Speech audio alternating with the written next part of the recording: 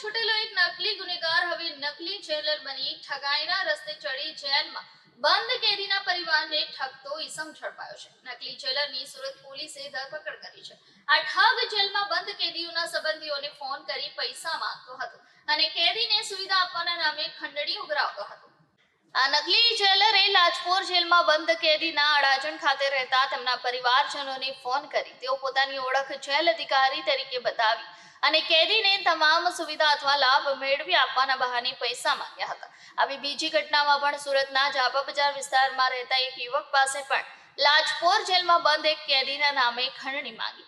જ્યારે પીડિત પરિવારો આ સંદિગ્ધ ફોન કોલ્સ અંગે જેલ પ્રશાસન અને પોલીસને માહિતી આપી ત્યારે તપાસ શરૂ થઈ. આ તપાસ દરમિયાન આ નકલી જેલરની ઓળખ એક એવા વ્યક્તિ તરીકે સામે આવી જે ભૂતકાળમાં જેલમાં કેદી રહી ચૂક્યો હતો. જેલમાં રહેવા દરમિયાન મળેલી માહિતી અને અનુભવનો દુરુપયોગ કરીને તેણે આ ઠગાઈની યોજના બનાવી હતી. અમદાવાદ ઝોન 2 પોલીસે શંકાસ્પદ વ્યક્તિને ઝડપી કબજો સચિન પોલીસને સોંપ્યો હતો.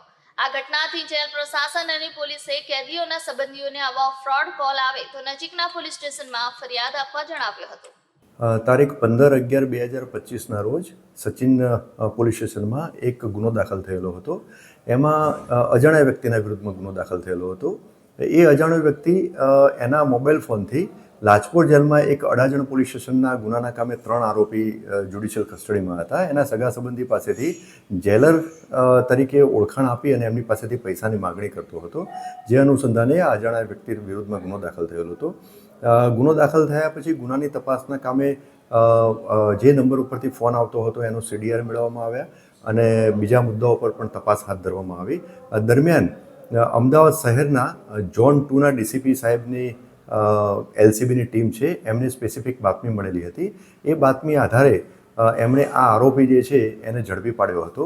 આરોપીનું નામ છે રાજેશભાઈ નરેન્દ્રભાઈ ત્રિવેદી કરીને એનું નામ છે.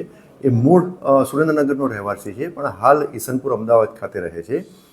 આ આરોપીની ત્યાંથી કબજો લઈ અને સચિન પોલીસ સ્ટેશનના ગુનાના કામે એની ધરપકડ કરવામાં આવેલી છે. તપાસ દરમિયાન જે માહિતી મળેલી છે અને જે આરોપીના વિરુદ્ધમાં જે ગુના દાખલ થયેલા છે એની હકીકત પણ મેળવવામાં આવેલી છે.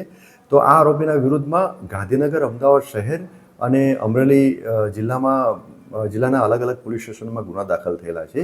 ભૂતકાળમાં આ આરોપીએ પોલીસ તરીકે ખોટી ઓળખાણ આપી, મહેસૂલના અધિકારી તરીકે ખોટી ઓળખાણ આપી અને ફૂડ સેફ્ટી ઓફિસર તરીકેની ખોટી ઓળખાણ આપી અને આ રીતના પૈસા પડાવતો હતો. એટલે આ રીતની આની મોડસ ઓપરેન્ડી જે છે.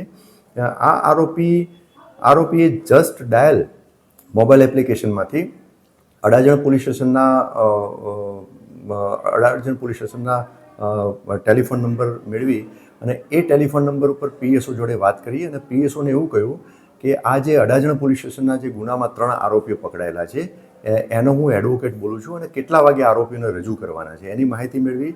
તદુપરાંત આ 3 આરોપીઓના જે સગા સંબંધીઓના મોબાઈલ નંબરની પણ માહિતી એણે PSO પાસેથી મેળવેલી હતી. એ પ્રકારે આ માહિતી મેળવી અને એમણે જે આરોપીઓના સગા સંબંધીઓને ફોન કરી અને પૈસાની માગણી કરેલી હતી. હાલમાં ગુનાની તપાસ ચાલુ છે. બીજું કે આ જ આરોપી વિરુદ્ધમાં 18/11/2025ના રોજ મૈધરપુરા પોલીસ સ્ટેશનમાં પણ એક ગુનો દાખલ કરવામાં આવેલો છે અને એમાં પણ મોડસ ઓપરેન્ડી સેમ પ્રકારની, એટલે કે જેલના અધિકારી તરીકેની ઓળખાણ આપી અને એણે એક બીજા આરોપી કે જે જ્યુડિશિયલ કસ્ટડીમાં હતા એના સગા સંબંધી પાસેથી પૈસાની માગણી કરેલી હતી. એટલે આ સંબંધે પણ મૈધરપુરા પોલીસ સ્ટેશનમાં ગુનો દાખલ થયેલો છે.